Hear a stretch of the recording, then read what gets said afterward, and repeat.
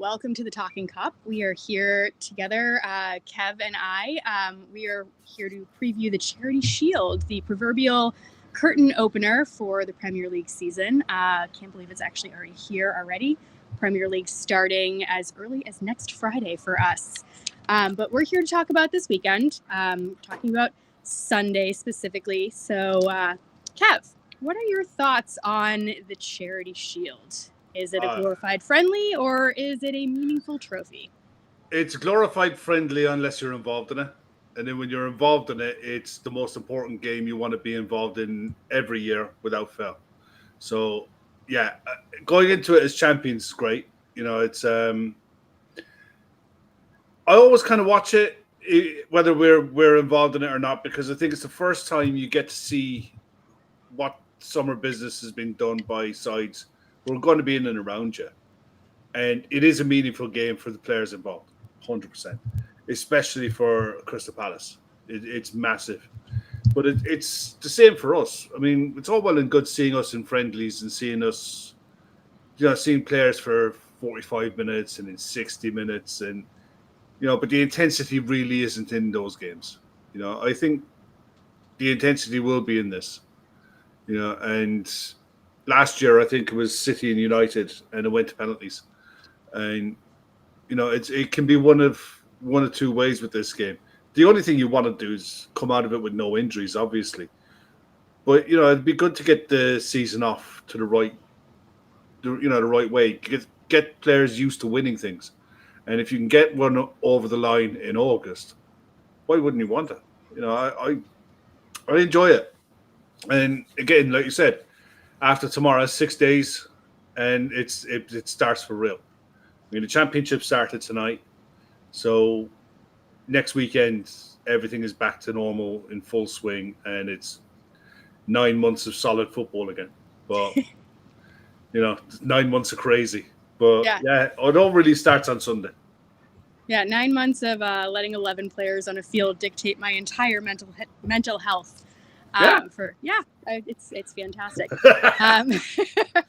Yeah, so I mean, the game this weekend. I mean, I like to think of it like you do, where it's it's a glorified friendly to everyone else that's not involved. Once you're involved, it does feel like it's just a tone setter for the rest of the season.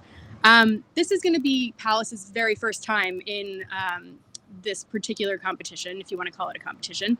It will be their second time to be able to win a trophy for their team. Do you think that they approach it in a similar manner to us, or do you think they're going to approach it with that idea of, we don't really get the opportunity to put silverware in our trophy case very often, and here's another opportunity? I think the best way Palace are going to look at this is they've kept everyone. They're the most settled, probably one of the most settled sides now in the Premier League, where there's no drama in the summer. They haven't added to the squad yet, and they will. They probably will lose a couple of players. But right now, going into this, they could look at it and say, look, this is the last time us as a group are going to get to play together in a meaningful game. Because come Monday, it could all change. Depending on the way their decision goes at CAS, everything could change for them. I think they're in the best shape possible going into it, to be honest. I looked at their team sheet they had a doubleheader against Augsburg last weekend and lost the first one, won the second one. So they're second 11. They had Nathaniel Klein playing as a central centre-back in their first game. So it wasn't a case of, they took it too seriously. But the second game, they went for it, and it was a really good 11. It was a 5-2-3, similar to what we're going to face, probably identical to what we're going to face. The likes of Wharton will be playing. Guehi will start. Mitsita will play up front. Eze, they have quality. They have real quality and real pace that can hurt us, especially in transition. I think that's the way we're going to have to watch out for this now. The way this game is going to unfold, because it's probably the one thing overall of the preseason that's been a constant.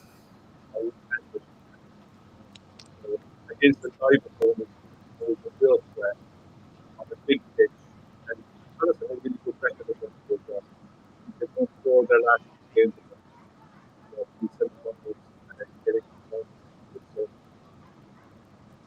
It's a real solid test. I think Ireland probably did the whole big of the top of the top of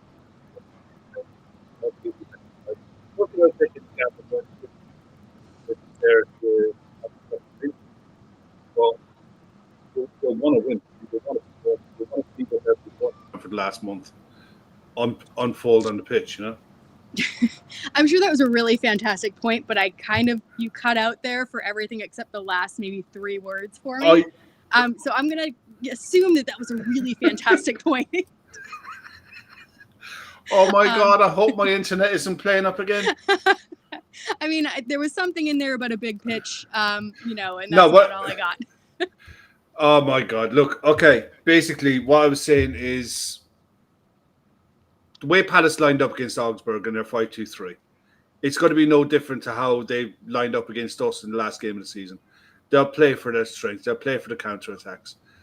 And they've got real quality, real pace, and confident players who know how they haven't changed. They know how they're going to line up. They know how they're going to play with each other. And we are really trying to blend 3 or 4 players into the starting 11. And we're still trying to work out how to deal with transitions without an Alexis McAllister in the middle of the pitch with Gravenberch. So it's a real test. It is a real test. Yeah, that's a very good point. I mean, there are a couple of key players that they may be without in a couple of weeks. You touched upon Eze. I think the other one that is kind of top of mind is Guehi. It looks like both of them will be playing. It looks like Glasner came out and said that Guehi would actually be captain for this game. So he's not being frozen out at all. No. It does look like, there were some comments from him in the press conference specifically directed toward Guehi where he talked about how, he's going to let him make his own decision.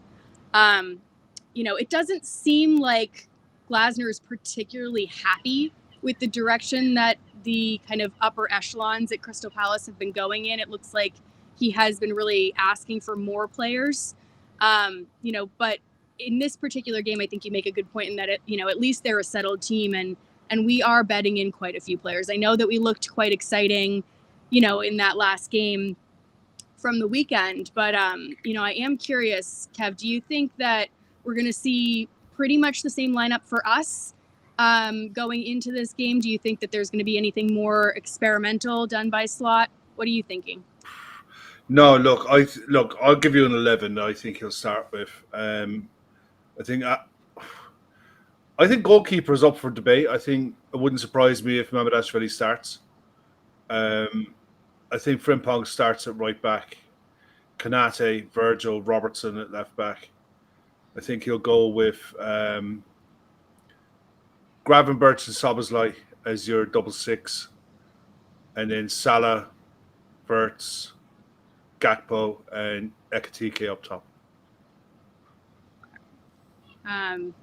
Who do you think the first sub off the bench will be?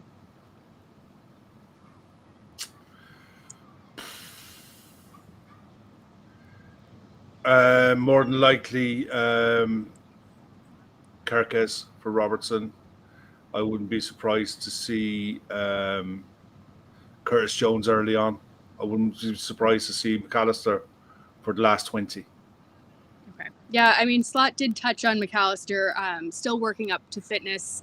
Looks like he's probably not going to be playing a full 90. Whether or not he starts, that's Slot's decision. I think, next level there, ask a question. Is Gravenberch suspended for this one? No, he's not. He's not. It only applies to the Premier League, so he will be suspended for that first match next weekend. So he will, I'm assuming, start this game. Yeah, and I think he'll play the 90 because of that suspension as well. Antico is saying something about the Eddie Howe quotes. If you can throw them in, because it's just Kev and I, it's a little bit hard for me to go and look for quotes. So if you guys have anything that you want us to touch upon, just throw it into the chat and we will definitely read those out, because there is kind of some stuff going on, in the background. One thing I do want to touch upon before we kind of move away from this game, this CAS appeal, I don't know if you've heard anything more about it. They have gone in, they have made their case to CAS today. Obviously they're trying to get that, demotion down into the league reversed. They can go back into the Europa League. Do you think that they stand a chance there, Kev? Do you think that, do you think it's fair what's happened, or do you think that it falls on them? What's your standing on this? Because we should get a verdict by Monday, according to all reports. Yeah, fairness has nothing to do with it. They should have submitted the paperwork when everyone else did, and they didn't. They're going there on a wing and a prayer, really. When you come out of when you've got a reporter coming out and basically saying Palace is making their case for common sense. Yeah, common sense doesn't play in CAS. It's literally, this is the rule book. This is the way you're supposed to act. If you didn't act within the rules that everyone else has to act within, then, tough shit. I'm sorry. It's just Palace should have foreseen the fact that in March that they were going to be in this situation. They were told, they were forewarned that they had to do this, and they didn't. And for whatever reason, Steve Parish is king of his castle, and he just didn't do it. It's as simple as that. If you're on the other side of this and you're Leon, you're sat there like, well, we've done nothing wrong here. And they haven't. They kind of got off on a technicality being able to come back into their league at all. They did, but they've also had to fulfill obligations to do that. I understand from a Palace fans' point of view that they'd be pissed off. But they're pissed off at the wrong people. Their ownership should take responsibility for this. And look, it's purely down to the fact that Lyon finished higher in their domestic league is why they're back in the Europa League and not Crystal Palace. If Palace had finished above Lyon, then Palace would have been in Europa League, irrespective of the paperwork stuff. So, look, it is what it is. If they get in, fine. If they don't get in, look, it is what it is. It's the first time that they're going to be playing in Europe in their history. So, and the thing is, if they go into the conference, they have a live chance of winning it. And if they win it, they're guaranteed to be in the Europa League the following year. That gives you real scope to plan and gives you real scope to be able to attract and retain players. So that's the way I'd be looking at it if I'm Palace. So look, they've chanced their arm. They're going to see if they can get the UEFA decision overturned. If it doesn't get overturned, do what you need to do to win that Europa Conference. Because as you've seen with West Ham, it was a big deal. It is a big deal, for those clubs. And it guarantees you another year, irrespective of what happens in your domestic league. It guarantees you another crack at the Europa League the following year. And because sides aren't dropping out of the Champions League into the Europa League, Premier League sides should be going deep, irrespective of what the Premier League side is. They should be going deep in that competition, quarterfinals, semi-finals. So anything can happen from there. I think the thing is with Palace, can they keep Glasner? That's where I think he's in demand. I think he's a really good coach. I think he's not on the level of Unai Emery, but he's not far behind. And I think there's going to be clubs around Europe really seriously looking at him. So if Steve Parish and Crystal Palace do sell the players that I think they're going to sell between now and the end of this window and don't invest in this manager, he'll be gone in October. He'll be gone in October, November, because he's just too good to be sat there twiddling his thumbs waiting for investment to come. There are bigger clubs than Crystal Palace out there who will come and get him. Yeah, and Europa League or Conference League, they're going to need reinforcements for that squad to be able to compete because, it'll be their first time in Europe. They haven't had to deal with those 2 games a week. We've seen in the past what that's done. I believe it was Burnley that comes to mind that, competed for the first time in Europe, and it really took a toll. And they ended up kind of quite close to the relegation battle in the end. I do kind of worry, especially if you see the exits of Guehi and Eze. Do you think that Palace could be in for a similar fate if they were to keep the squad that they have now? And let's say they bring in, some sort of defensive center back to fill the void with Guehi. I don't know who they'd bring in for Eze, but do you think that they'd be in any danger if they were competing?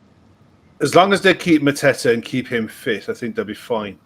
The thing is with Palace have always had a knack of being able to attract a caliber of players at a good fee.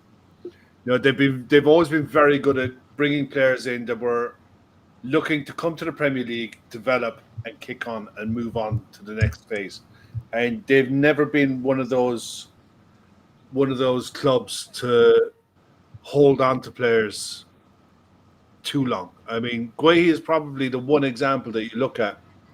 And I remember saying at the time that they could come to regret turning down the 65, 70 million that was on offer from Chelsea and from Newcastle last year for Mark Guehi, because that money isn't coming around again. But the flip side is, by retaining Mark Guehi in the squad, they've won a major trophy.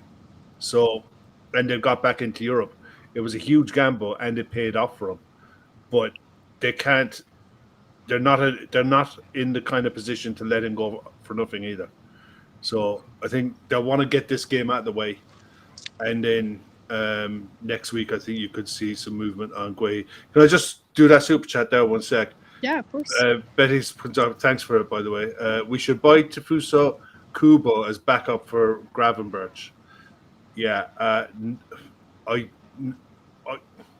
do you? What do you think? I don't know enough about him. Kubo's a winger for me. He always was a winger. He's not 6. Never will be a 6. I don't get it. I don't get where you're coming from with that. I think he's a technical player, seriously technical player. And I think if he is for sale, if he does become available and you're Spurs, I'll be all over that. I will be all over that in a heartbeat if you're Spurs looking for a 10 or looking for a wide attacking midfielder. But for us, I'd be looking at like a Wharton or a Stiller if we were going to go in that direction, which I don't necessarily think we are. No. There was something interesting in the press conference with Slot where he talked about, still looking at the market, and he did not limit it to just forwards. I mean, he said that could be in midfield. It could also be in defense. So it does seem like, the options are open. I don't know if that was just him trying to kind of smooth things over and kind of take the eyeballs off of certain positions that are clearly in the media right now. But yeah, I think for me, especially in the context of this discussion, it would be Wharton. And I think that, he's one that I'm going to be looking at quite closely because he's probably going to be the next big one to move. And I don't expect it to be for cheap. And there was a little bit of chatter in the gossip pages today about, some sort of gentleman's agreement that Palace have in terms of letting Wharton go next summer. And I think I'd be all over that. And we would not be the only ones that would be all over that.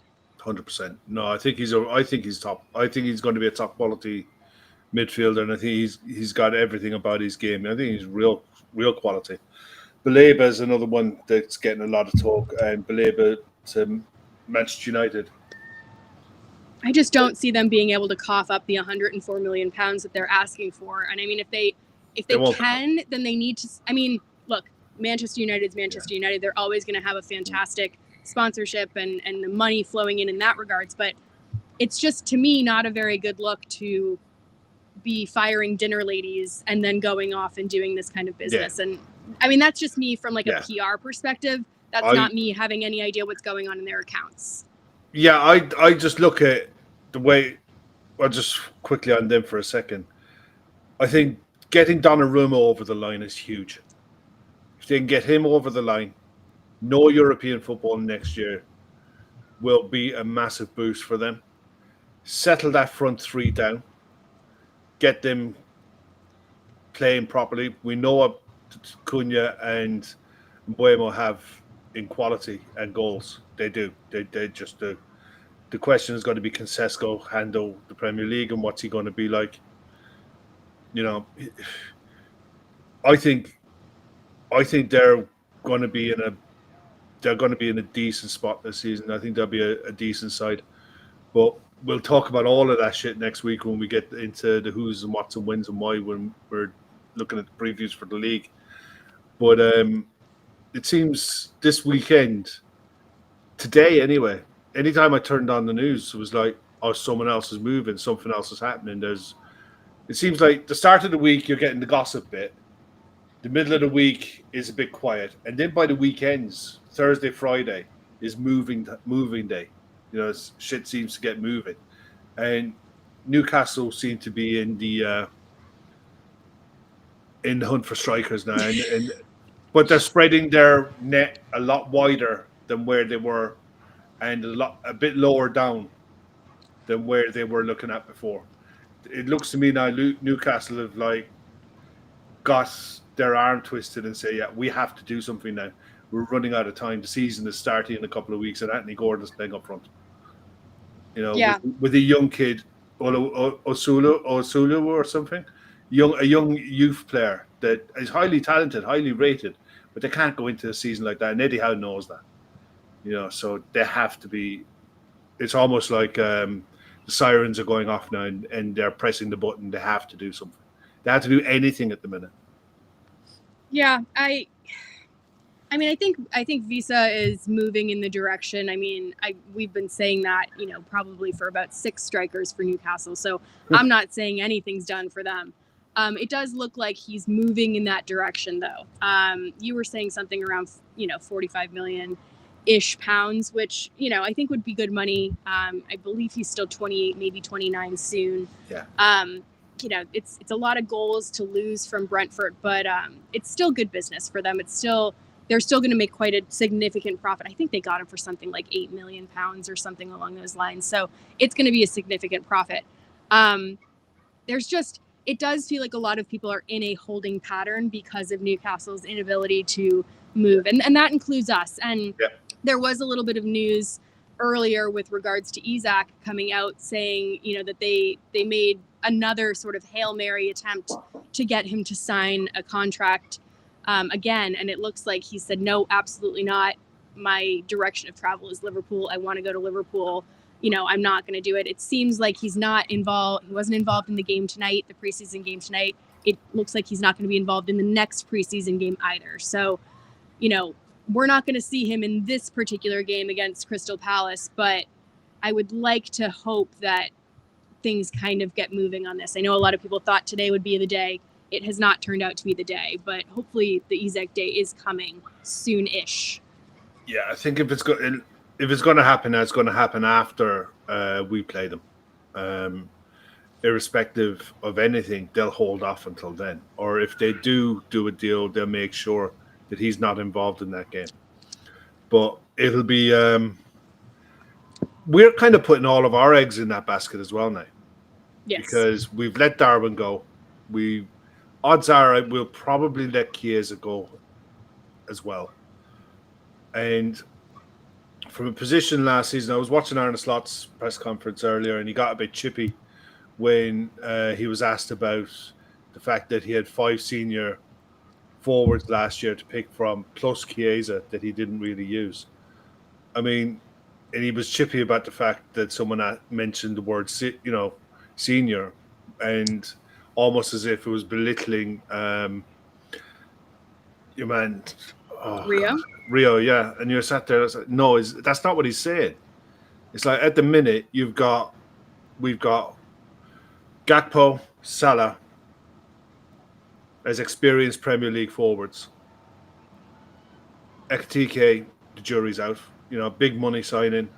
There's no experience in this league or this tempo of football that we're going to be playing in, let alone the fact that we're going to be playing 3 games a week for a long time.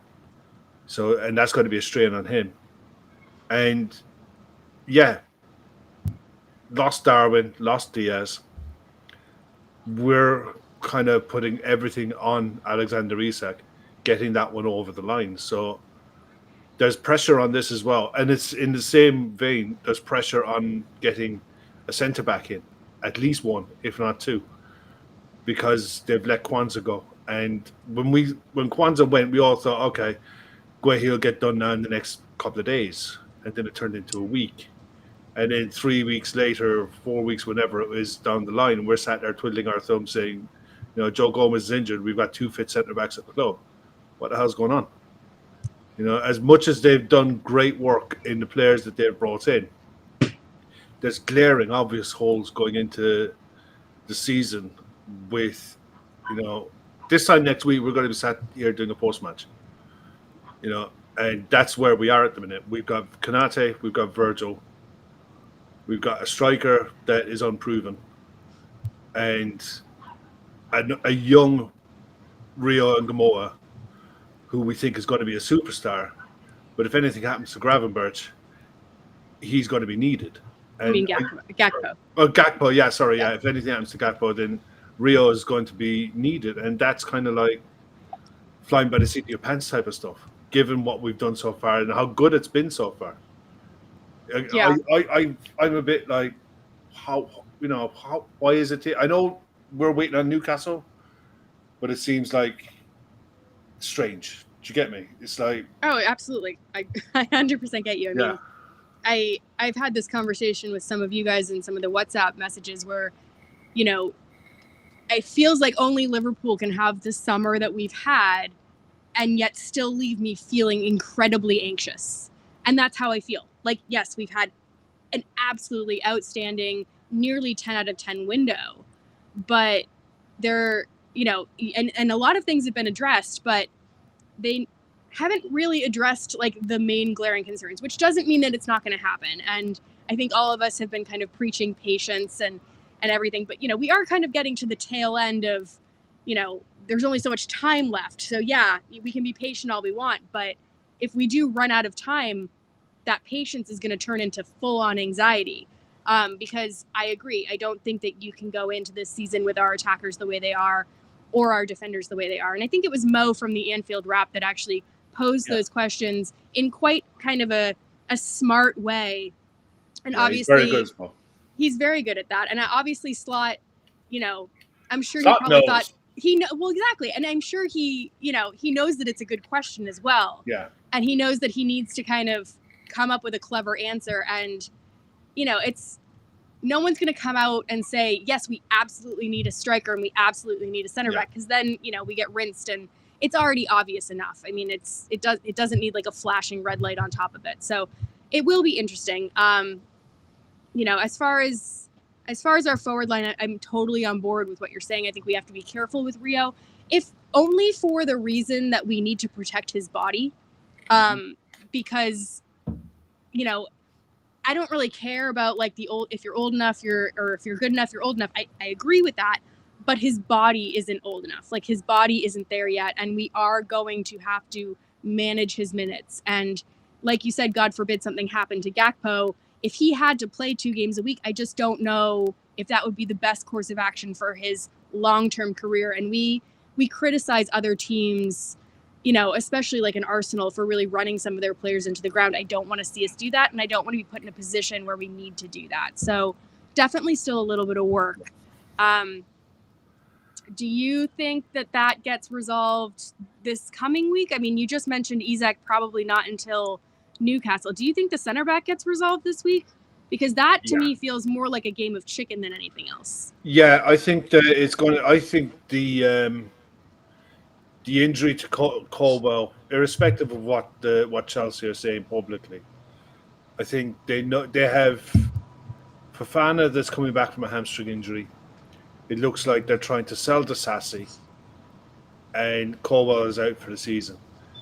I could see Chelsea seriously looking at Mark Guehi as well, and it could be a case that if Chelsea do act, we'll be forced to act fast, and it'll be on us if we miss out on him. It'll be our fault, nobody else's. I think not irrespective. I think every which way you look at it, next week, I fully expect a centre back to be heavily linked, heavily on the cards, if not done by the end of next week. So that's to me is the most important one to get over the line now. Get that over the line, because Joe Gomez, when he came back from pre-season from the tour, it was a slight issue with an Achilles. He hasn't been seen or heard of since, and that is terrifying Yeah. because if you're going into the season with four senior centre backs and one of them is Joe with an Achilles problem, that and anyone will tell you Achilles problems are pure is nothing but time. It's nothing but time that will ease that. And when he does get back, he's got to be seriously carefully managed because the last thing you want for look, we look at it through Liverpool lenses, but from his point of view, if anything happens with that, that's him done. So we have to be really careful with him. I'm gobsmacked that we haven't got this done already. Genuine. I've been saying it for a while now. I think this one, getting Guehi done as soon as possible next week has to be a big, big red line for Richard Hughes to get this one done. Yeah. Well, we've got Bradley out. It looks like for a little bit of time as well. We've got Gomez out for, Slot said it's a short-term injury. That defensive line in general feels a little bit shaky just across the board. And I think the performances that we've seen over preseason don't really fill me with confidence. I think it got better this past weekend. That's one thing that I'm looking for tomorrow, or not tomorrow, but on Sunday. I would like to see our defensive performance kind of pick up a little bit of pace. We're going to be starting with both of our only senior fit center backs. Other than defensive solidity, I'm just kind of circle back to the game just before we go to rumors and chat. What are you looking for, out of the performance on Sunday? Florian Wirtz. Palaces are almost definitely going to line up with a back five, but it's not really a back five in a traditional sense. They play 5-4-1, but their wing backs bomb. Their wing backs go, and they're very physical. They're very quick in transition, but someone like Florian Wirtz was brought in to be that 10, to be that playmaker. I'm looking forward to seeing what he does against the likes of Guehi, Lacroix, and Richards, I'd imagine. A settled back three that Palace use. They know each other's games inside, and they're very good at what they do. So this will be a proper test for Florian Wirtz to see what his qualities are like in and around the box, finding passes, looking for Ekatike, see what his movement's going to be like. We pretty much know what we're going to get, with the way that we're going to look to build up. Palace aren't going to press the living daylights out of us. They'll do it in spurts. I think Palace will probably press for the first 10 minutes, drop off for 20, and in the last 15 minutes of the first half, they'll have another go. Look to try to get ahead in the game, soak up pressure, and then look to hit us again. But at the same time, looking forward to seeing what Frimpong can do on the wing as well. You're always looking for the new signings, really. But Florian Wirtz is what I'm really looking forward to watching in a meaningful game. See, can he get the 90? And also it'd be interesting to see who's not on the bench. Who's not going to be there. I think we can name 9 subs, and then 6 of them can come on. So there is room there. It'll be interesting to see if, someone like a Chiesa gets on there. We haven't I'm heard thinking anything. more of Harvey. That's a good point. If Harvey gets on, because if Harvey's there, he could be an option to come in if you wanted to give Vert 70 minutes, 80 minutes, and come off the bench. Otherwise, I think you could see Trainioni on the bench as that option if Harvey isn't there. If they're looking to move Harvey on to RB Leipzig, for example, because I think that's what will probably happen when United get their deal done for Sesko. Can see RB Leipzig coming in and taking Harvey Elliott early next week. So I don't think it'd be interesting to see what happens with him. Where not the fact of where he goes, if he'll be on the bench, if he'll be available at all. And as Jerry says here, Jerry's saying here, looking forward to seeing Szoboszlai and Gravenberch as a midfield pairing. And McAllister. I think McAllister comes off the bench. But there is another argument that he maybe plays 45. I don't know. We'll see. Yeah, I mean, Red Steve makes a point, like, do you put Harvey in the shop window? It depends on how far along that deal has progressed. I do think that there's, a little bit of stalling that's happening in the Xavi Simons deal, which maybe may be kind of a critical domino. We talk about the dominoes quite a bit in getting Harvey in. It does look like Chelsea is pushing for Garnacho, and I don't know if that impacts the Simons deal at all. But there's a few more dominoes to kind of fall there. So that is a good call, whether or not he's going to be on the bench. That's an interesting one there. LFC Republic podcast. It's a new name on me in here. Hello, how are you? Harvey to Spurs, not Leipzig. The only club that I've seen Harvey seriously linked with, is RB Leipzig.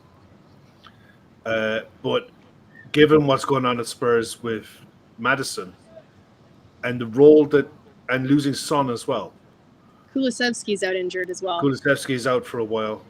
It wouldn't surprise me if Spurs do come in for it. But it's a case then, if Spurs match what Leipzig are willing to pay, do Liverpool want to sell Harvey to another Premier League club? But I also think Would you loan Harvey, out of curiosity, would you loan him to Spurs for a year? Given, just hypothetically, because you have James Maddison coming back, obviously, from an ACL. Yeah. And then you have Kulusevski coming back. Again, I have no idea if this is feasible for us, but hypothetically, would you loan him for a year, see how he develops, let him get game time, and then bring him back in and see? I mean, I think if you could get him to extend his contract by a year, and I can just look. I think that's a win-win. That's a win-win for us in a way. Because you don't want Harvey sitting on the bench once Maddison comes back, because that's just sort of coming back full circle to where he's at. I don't think he would be. This is the thing. I think if he goes to Spurs, for example, I think West Ham, Newcastle, I've always said Newcastle would be a good fit for him. But if he goes to a Spurs, for example, plays as a 10, does the role that he did for the under-21s, Harvey Elliott doesn't need to be in the shop window. He's a well-known commodity in world football. Everyone knows.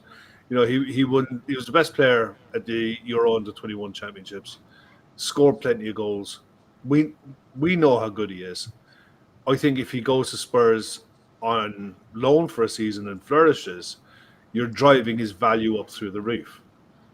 Well, that's what Jerry says sell Elliott. He's at his optimum value now. I don't think he is. I get why people would think that, but he hasn't really had the opportunity to play full-time in the Premier League. If he was to show rather, here's my level and I can do it every single day or every single game.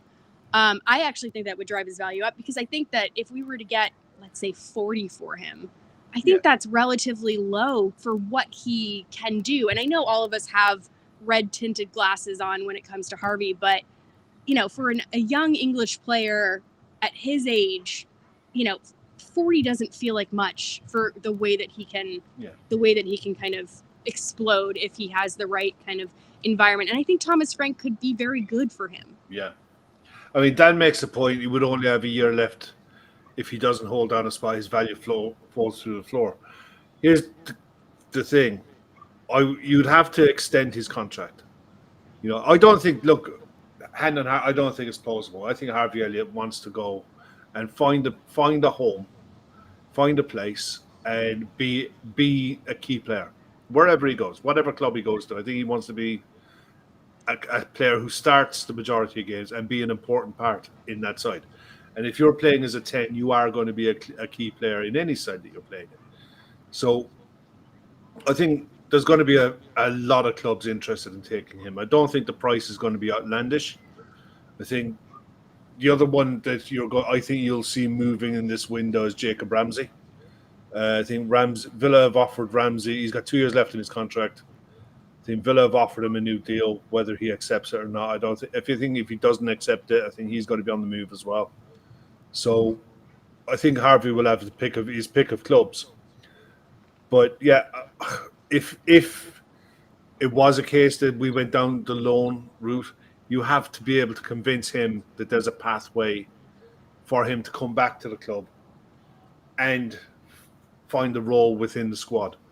And when you look at the age of the midfield that we've built and what they're offering at the minute, I don't know if, unless someone next summer is on the move that we don't know about. Sometimes players flag this up fairly early on. I mean, there's always been rumors about McAllister moving on, and I would hate for that to happen. But, again, just hypothetically, I think that, if that was on the cards, maybe you could loop that back in. I'm not trying to will that into existence by any means. I want McAllister to stay. I'd love for McAllister to become captain of this team one day. Yeah. But I hope that doesn't happen. Oshie makes a point here. Elliott is in an inflation-heavy market between 40 and 50 million. I don't think that's unreasonable for a player of his quality. I really don't. I think that there's a lot of people overlook what he offers because he isn't going to be on Florian Wirtz's level. I mean, one team that could be looking for someone of his ilk is Palace. If Eze goes. Or West Ham. I think if Paqueta leaves, I don't think Paqueta is going to go now. I think he'll probably stay because of the loyalty West Ham showed him during his betting fiasco.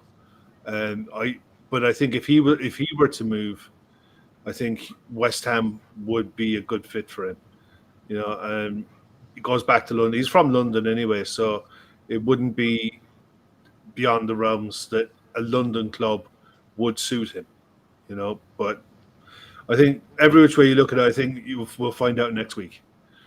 I think the moves that we were flagging up for a while have already happened. Tyler Morton, Darwin Núñez, Luis Diaz. They've pretty much done in a week. So I think next week, if there's going to be movement on a Harvey Elliott, he's probably the one player that, if he does move, is not going to shift the needle too much on the squad because of the amount of football. He was mainly used off the bench, and I think those minutes can be replaced with Trey Neone. I think if you're going to replace the minutes that Harvey offered you last season with Trey Neone, I think that's a really good way of doing it. And it's probably going to benefit Trey in the long run as well. Yeah, he's another one. I'm hoping that he'll be on the bench, maybe come on late in the game. Do you think that Rio is going to potentially be on the bench and come on? 100%. 100%. I think that's going to be his role for the majority of the season.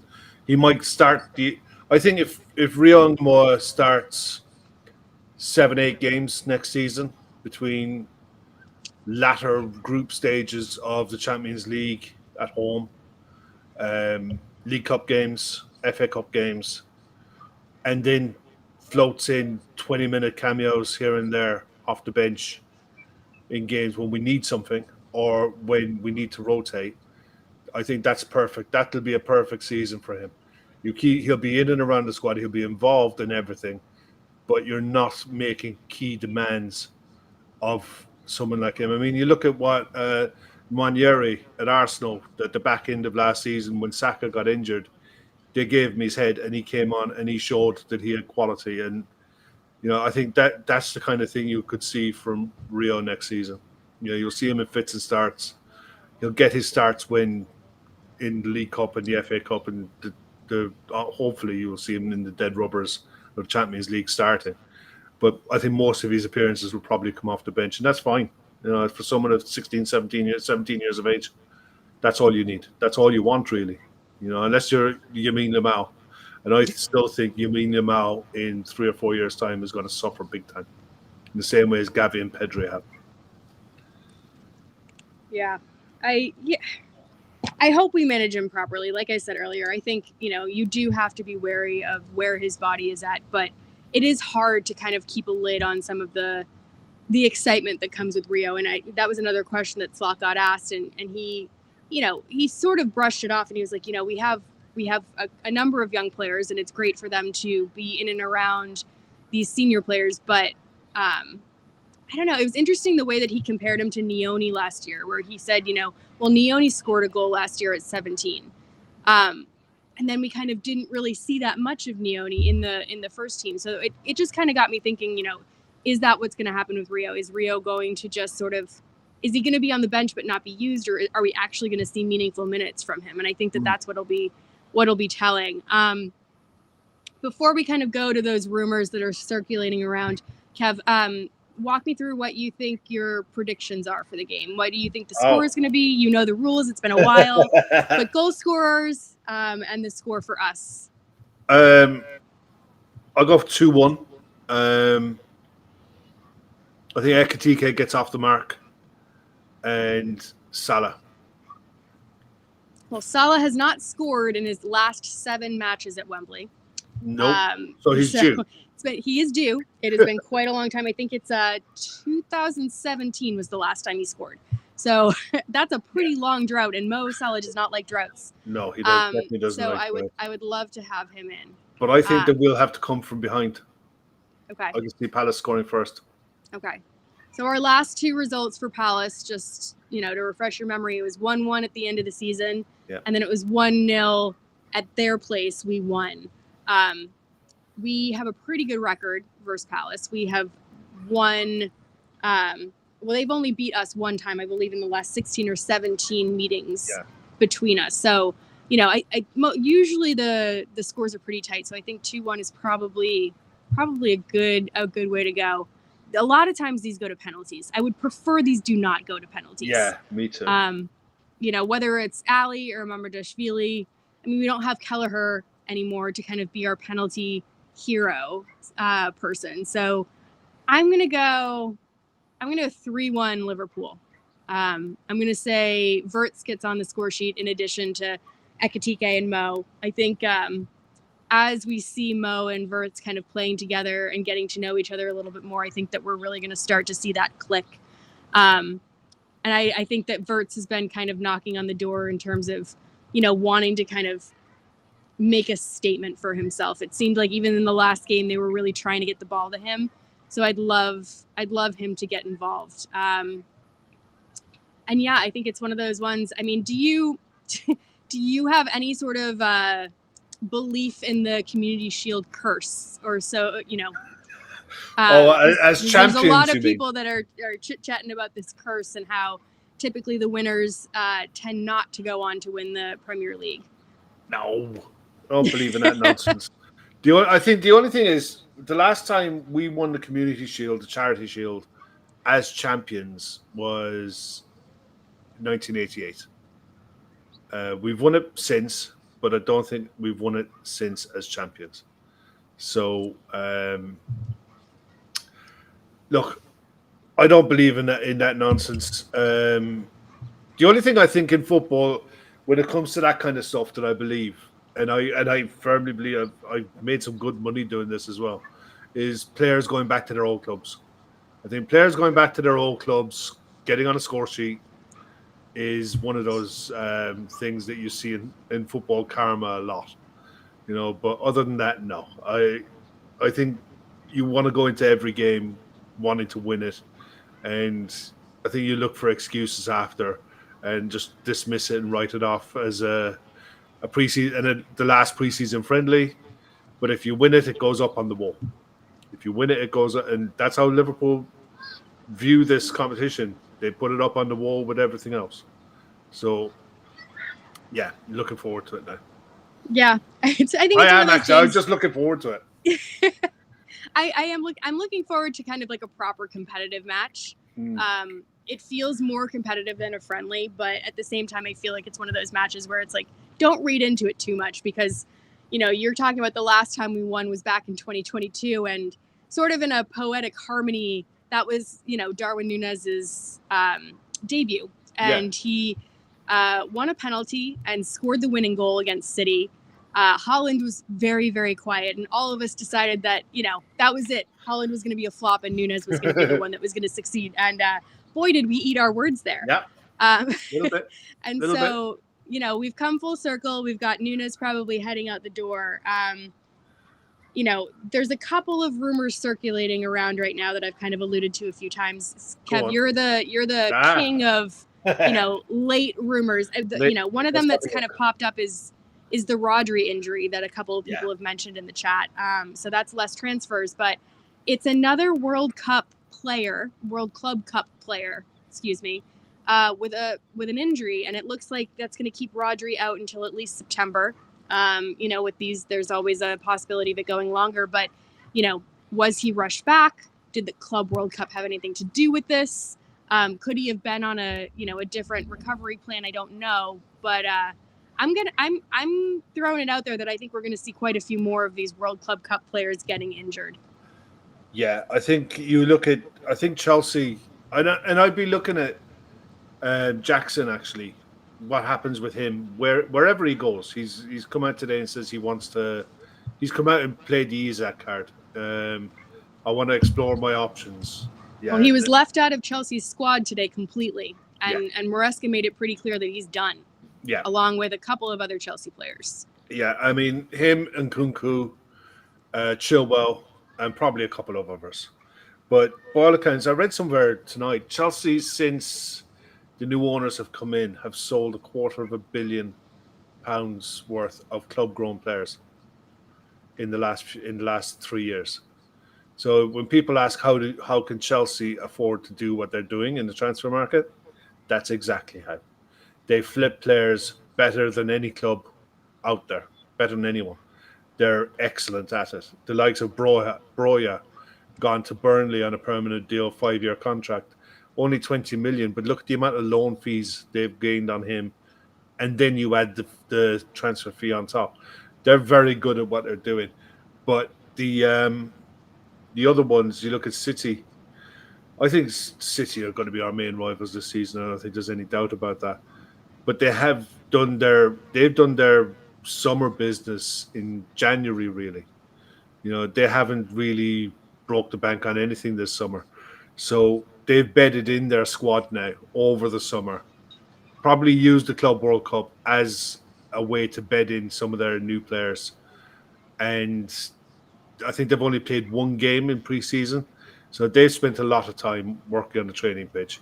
I don't know if they'll start. I think they'll probably... It'll be interesting to see how they start the season.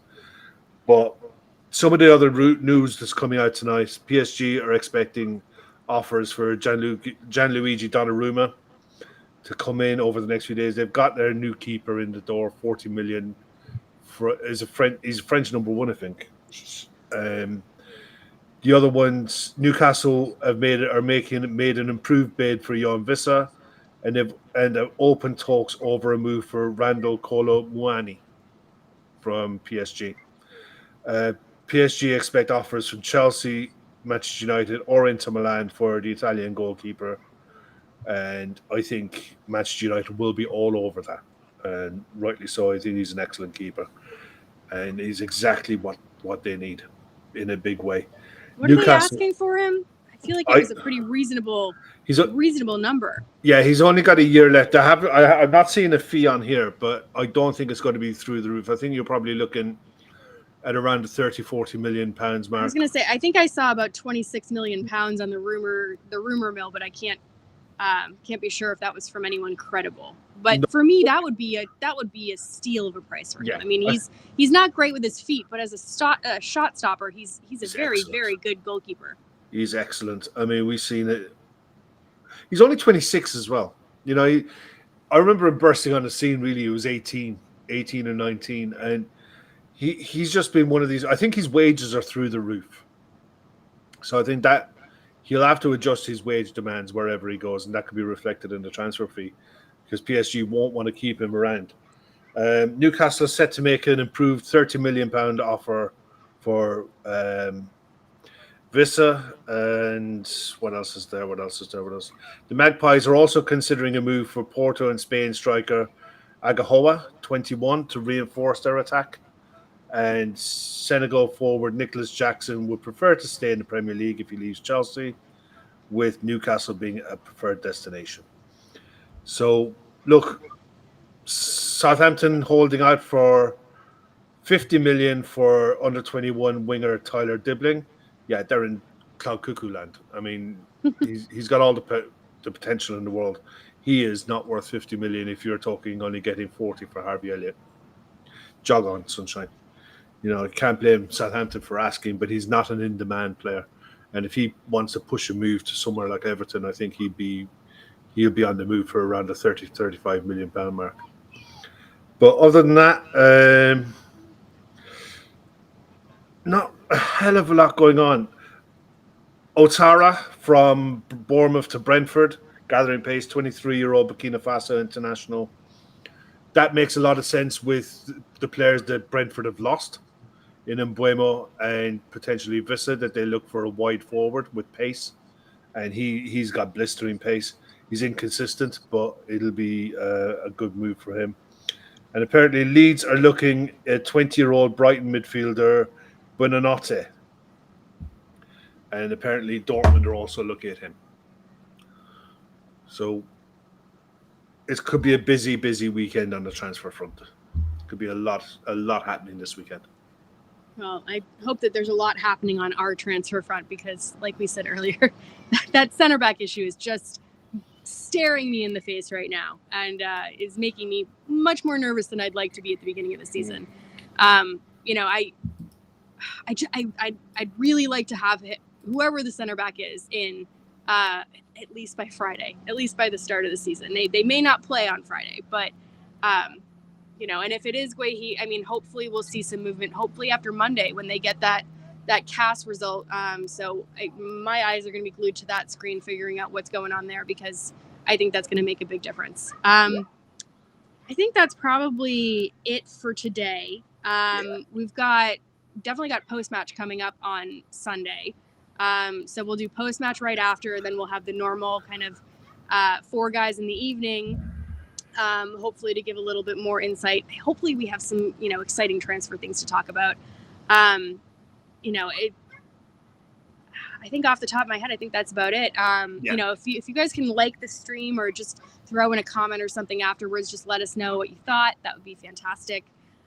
We do have Patreon that's going to be stepping up now that games are coming back on, especially this Charity Shield. We'll be able to kind of look back on these things and use some of the clips and do our, ref watch, which hopefully will not be a deal like an incident this weekend, but we will have those kind of shows coming back and our Saturday morning shows coming back as well. So if you aren't involved in Patreon, there's a link right down underneath us and you guys can check that out.